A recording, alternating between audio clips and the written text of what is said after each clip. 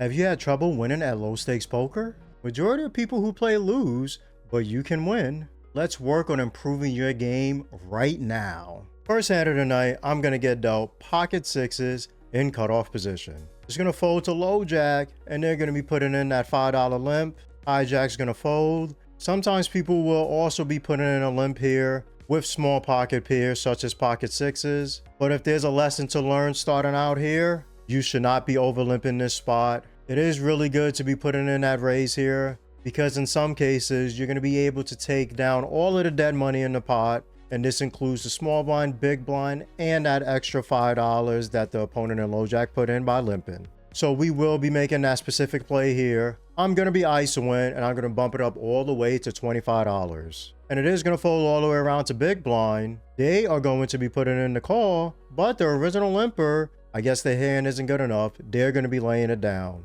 And we're going to go heads up to a flop of king jack 8, 2 diamonds. So this is a really rough spot here for pocket sixes. I am sitting with fourth pair. My opponent in big blind is going to be putting in the check. And sometimes in this spot, you could check back. But this time around, I am going to be firing a C-bet. It isn't going to be a big one. Just about 30% in the pot. I make it $15 to go. And after a couple of seconds, big blind is going to be putting in the call. We go to the turn and it comes to 3 of hearts. An extremely low card, but it doesn't give me that set that I would have loved to hit. My opponent's going to be checking again. And now at this point, I don't see any reason to put more chips in the pot here. I know we do just have fourth pair, but sometimes we can get the showdown for free here. So I'm going to be checking back.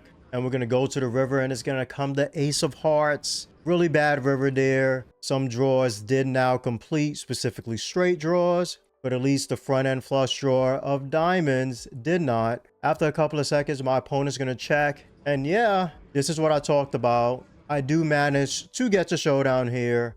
I'm going to be checking back. My opponent announces out loud he has a busted flush draw.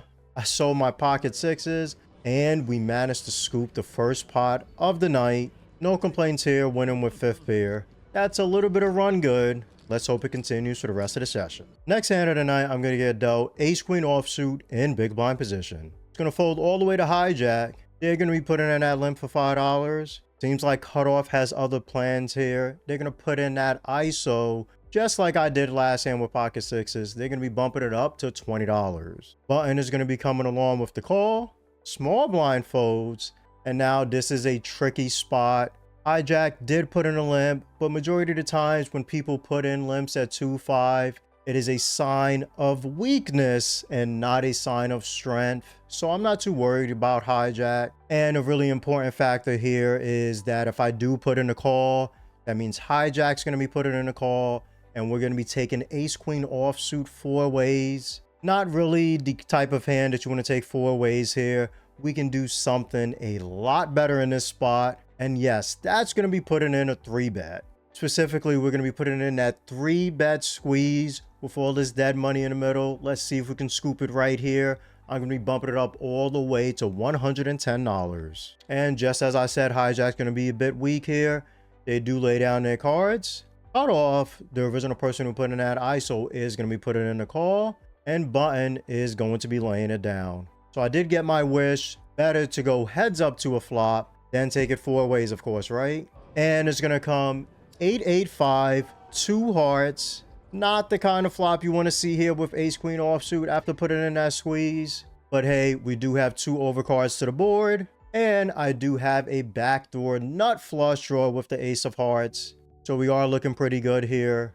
And with putting in such an aggressive 3-bet squeeze pre, I'm going to keep my foot on the gas here, and I will be firing the C-bet. I do think about my sizing for a little bit, and we're going to go roughly half pot here. I make it $120 to go, and unfortunately it doesn't take my opponent that long. They announced to the dealer they're going to be all in. There isn't much to think about. I know I do have 2 overs, but they are telling me they have a hand that is better than my ace high at this point, right? So we're going to respect their all in. If they're somehow bluffing, kudos, but majority of the time here in the spot in 2-5, they are going to have some sort of hand. Maybe they have pocket 9s, pocket 10s. That's just going to be really scared of overcards coming on the turn and river, and they just want to get it in now. Or hey, maybe they have a random 8. So after only a couple of seconds of deliberating, I'm going to lay my cards down. Sucks to lose that spot, but you got to know you can't win every hand in poker. And this time we're going to get dealt Jack 9 suited in cutoff position. Under the gun is going to find an open here. They make it $15 to go. My opponent in low jack's going to be putting in the call. High jack folds. And Jack 9 suited is a really strong high equity hand. Well, not strong, but it's just a high equity hand, right? And in some cases, I'll flat here and button won't flat, which would mean that I'm going to be in position here going to the flop. So I am going to be putting in the call. Button, unfortunately, is coming along as well with the call. And everybody else is going to be folding. So it looks like there's going to be 4 of us. And we're going to be going to a flop of ace 5-7, 2 spades. This is an okay-ish flop. I'm not really complaining though. We are drawing to the 3rd nuts because the ace of spades is out there on the board. So if a flush was to roll off on the turn or the river, we will only be losing to a king high or queen high flush. You are able to make the 3rd nuts in poker.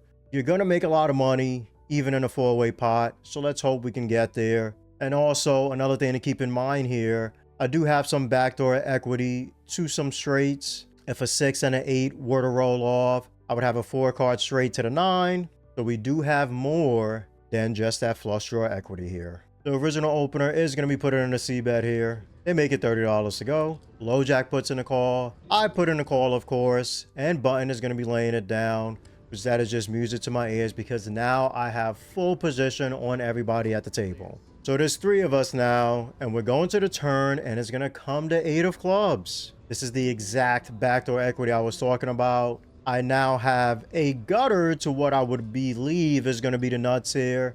6 on the river gives me the 4-card straight, and the 10 on the river is going to give me the nuts straight in this spot. So yeah, we're feeling pretty good. And I guess under the gun is feeling pretty good as well. They are still firing out here. But they do a kind of small sizing. They just make it $50 to go, which is only going to be about 30% of the pot or so. And low jack isn't going anywhere. They put in a call. And I'm just lucky that they made the bet so small because now I don't have to pay that much in order to see the river. I am getting amazing odds here. So I do take my chips and I'm going to be coming along with the call as well. And we're going to go to the river and it's going to come my lady, the queen of spades. Let's get it. But I have asked for a better river. With the queen of spades peeling off, I now have the 2nd nuts only going to be losing to the king high flush. So I am feeling amazing about my hand at this point.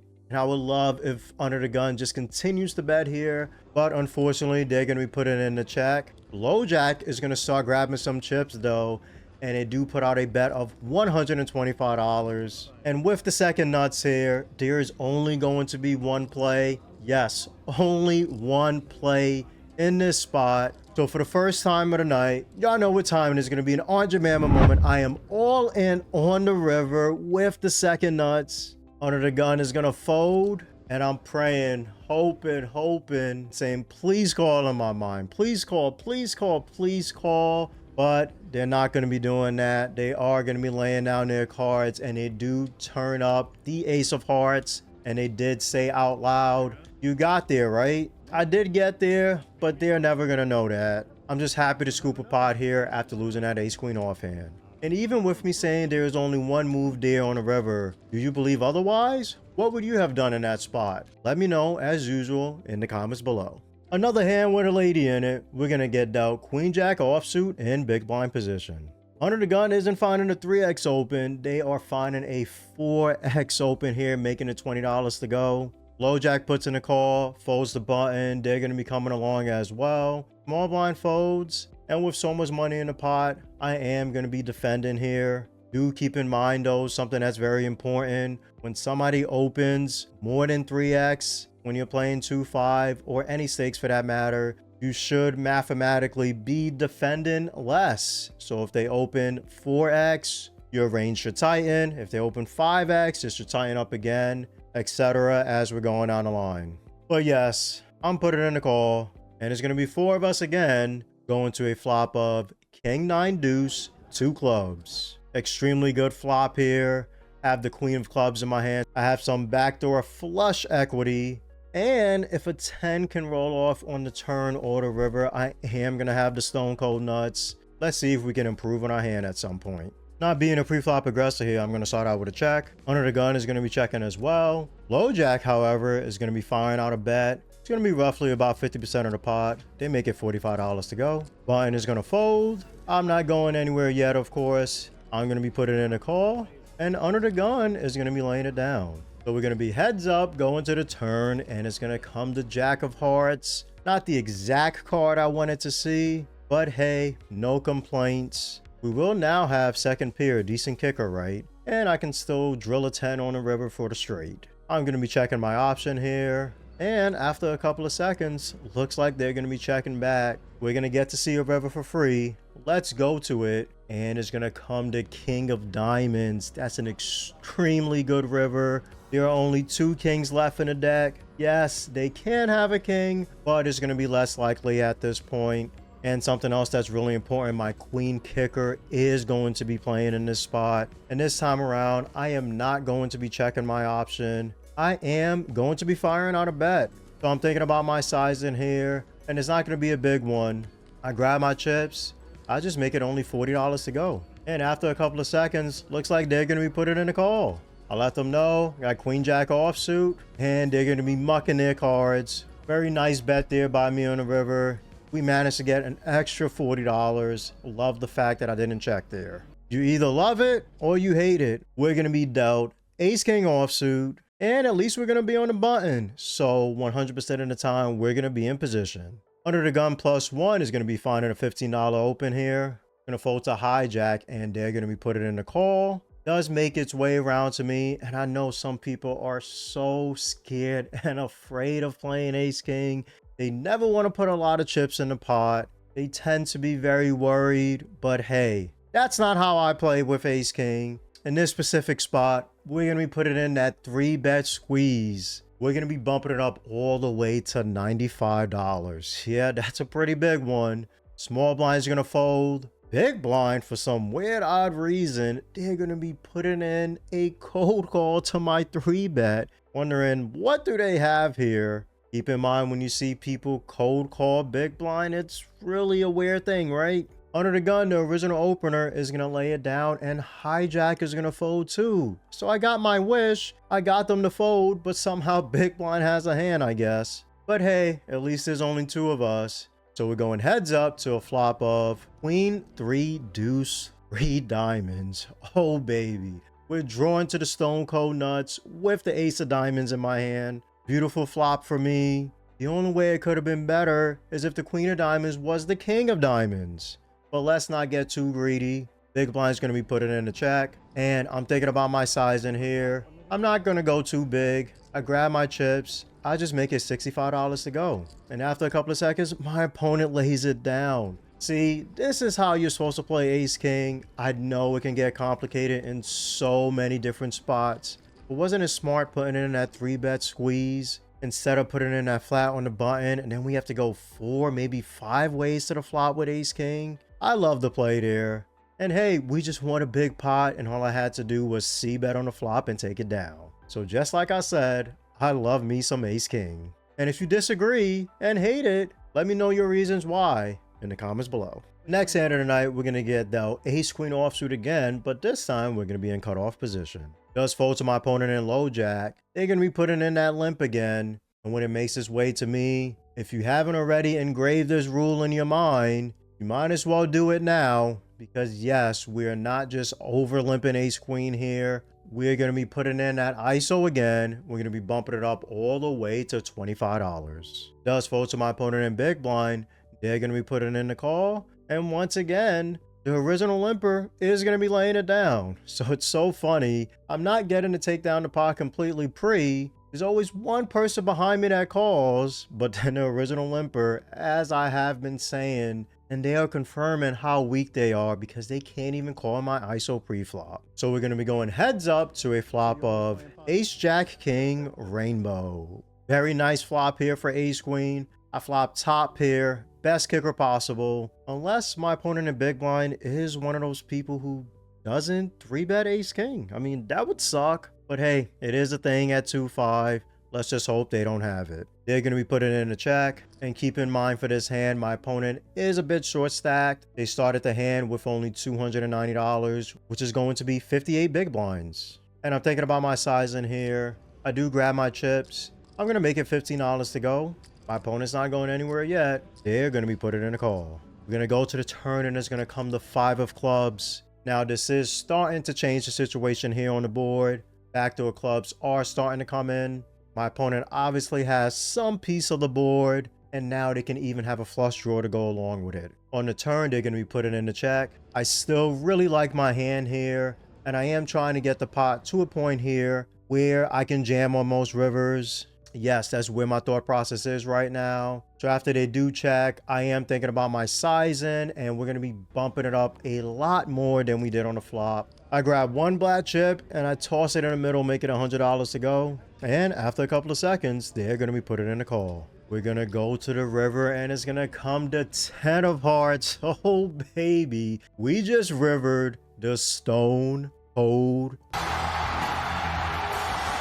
nuts. Doesn't get better than this, right? My opponent's going to check. I did say before we were setting up for a river jam, right? It is a 4-card straight on board, but my thought process is still leading me to that route. So you already know what time it is. It's going to be an Arjamama moment. I am all in on the river. They only have about $150 behind. They do begin thinking about what the best decision for them is going to be, but it's just not meant to be this time around. They do lay down their cards. Would have loved to see a call there, but hey, what can you do? I'm just happy once again that we managed to take down another pot. Would you look at that? It's back again. Ace King offsuit. And we win again with this hand. Let's find out. I'm going to be in under gun position. I'm going to find a 3x open here, make it at $15 to go. Pose to my opponent in hijack. They're going to be putting in the call. Then it's going to fold all the way to small blind. They come along as well. And big blind is going to be laying it down. So we're going to be going 3 ways to a flop of King 8-4, 2 hearts. We have top pair, top kicker. I'm going to have the best hand here majority of the times. Occasionally, we will be behind 2 pocket 8s and pocket 4s. And the only 2 pair I could see somebody having here is King 8 suited. So I do feel really good about my holding at this point in the hand. Small blind is going to check. And yes, I am the original opener. But this time around, I'm not going to be putting in that C bet. I am out of position, so I'm going to be checking. Hijack isn't going to find a check though. They grab their chips and they're going to put out a pretty decent sized bet here, making it $35 to go. Small blinds shuffling their chips. Looks like they're grabbing more than $35. They're going to be putting in that check raise, bumping it up to $70. And now I'm in a little bit of a tough spot here, right? If you notice, small blind was short stacked to start this hand. They did have $295. And another thing is, hijack is the same person I just played in the last hand. I mean, this person has been playing so many pots with me tonight, and they still have just $150 behind. So with both of my opponents being short stacked, we're not playing that deep. I am deliberating, but we are going to go for it. I am going to be putting in that check raise of 3 bet, I guess. And it's going to be an Arjamama moment. I am all in on the flop with just ace king. Yes, only top pair, top kicker. But based on so many factors in this hand, this is going to be the best play. Hijack is going to be laying it down. And small blind is going to be coming along with the call. We do talk about it a little bit. Ask them, do they want to run it once? Do they want to run it twice? They say they're not sure. So I'm just saying, all right, let's just run it twice, I guess. And they agree. So let's go straight to the run out. 2's always fair. I'll just...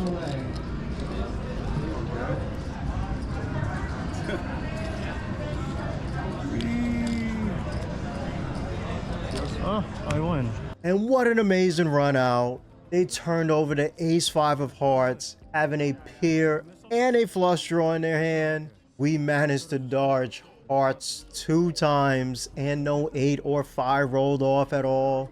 That is a bit of run good, but I do really like how I played the hand. Another thing is, Why do they have 8-5 suited in this spot in small blind? It is a weird hand to have, but we are playing 2-5. I'm more than happy that they did flat that hand because I managed to take down a massive pot with ace king. Next hand of the night, I'm gonna get the pocket kings, the Cowboys, red kings at that, and we're gonna be in under the gun position. I'm gonna be finding an open here. I make it $15 to go. Low jack to my direct left is gonna be putting in that 3-bet. Love to see when you have such a strong hand as this, and they're gonna be making it $50 to go. Folds all the way back around to me, and we are playing very deep here. We are around 200 big blinds effective, but hey, we have kings. So I am going to be doing a little bit of something here, and that's going to be putting in that 4-bet. Yes, we're going for it. Grab my chips, and I'm going to be making it $180 to go. They do think about it for a little bit, but they are going to be coming along with a call. And kings are ace magnets. Let's hope it doesn't happen this time as we head to a flop of 6-6-7, 2 clubs. Beautiful flop for kings. I'm feeling really good about my hand. I'm sure everybody at home watching is feeling good about this hand too, right? What can go wrong? And I am going to be putting in a C-bet here. I'm not going to start getting cute and start putting in checks. Just not necessary in this spot in a 4-bet pot. So I do think about my sizing. I do grab my chips and I make it $190 to go. They didn't even think about it for that long. They snap fold. So we did manage to make a lot of money that hand. Most importantly, I just love that even though we were 200 big blinds deep, I was not afraid to put in that 4-bet. Some people in this spot would find a call instead. And there could be times where you should just call kings, but this is not the exact spot that calls for it. So overall, a very nice time to not see an ace at all on the flop with pocket kings. We're going to be on the button again, and I'm going to get dealt ace jack offsuit. Going to fold to my opponent in hijack. They make it $15 to go. Cut off folds. I put in a call. Small blind's going to call too, and big blind's going to be laying it down. So we're going to be going 3 ways to a flop of jack 9-10 rainbow. Decent spot for me here. I do have top pair, top kicker, and position. I'm loving this spot so far, but I do have to be cautious. There are plenty of hands I could be behind to. Somebody can have 8-7 for a straight, king queen for a straight, and even maybe queen 8 for a straight. Small blind is going to start out with a check. The original opener is going to be firing out a bet here. It's a pretty massive one, almost the size of the pot. They make it $40. I'm not going to be going anywhere yet with top pair, best kicker. I'm going to be putting in the call, and small blind is going to come along with the call as well. So it's still 3 of us, and we're going to go to the turn, and it comes the 9 of clubs. Not a good turn at all. Can somebody randomly have 9x? Yes. And now there's a backdoor flush draw coming in. Small blind is going to put in a check, and I see hijack. They are not slowing down. I was hoping that they would, so I could just check back turn here and see a river for free. They're grabbing their chips, and they're going to fire almost another pot-sized bet. They make it $110 to go. And I do think about this spot for a decent amount of time, but ultimately I do elect to put in the call. And looking back on this hand, I do not like this spot at all. The original opener is just firing away, and I still have somebody behind me in small blind. I know I do have position on this hand, but how often am I really going to be ahead here? I could be only drawing to a 9 or a jack in this spot. And even if a 9 comes, I don't always have the nuts. I could be behind to queens, kings, and aces by hijack. So yeah, like I said, in the spot, should have folded, but hey, we're here now. And small blind is going to be still putting in the call too. So we're going to the river, and it's going to come to 7 of spades. Small blind's going to check. I'm just hoping to get the showdown. Original opener is going to check. I immediately check back. I am not putting money in this pot. And small blind lets the table know they have the nuts. King queen offsuit. Hijack mucks, and I'm going to muck my cards as well. Once again, I should have just let it go on turn. But hey, you got to learn from your mistakes, right? Let's get straight to the results. And if you want to avoid common mistakes while playing poker, watch this hour masterclass to learn how to navigate some tough spots. And what a beautiful all-around session at the Aria. We're going to take home almost 2 buy-ins. We finished the session up $803.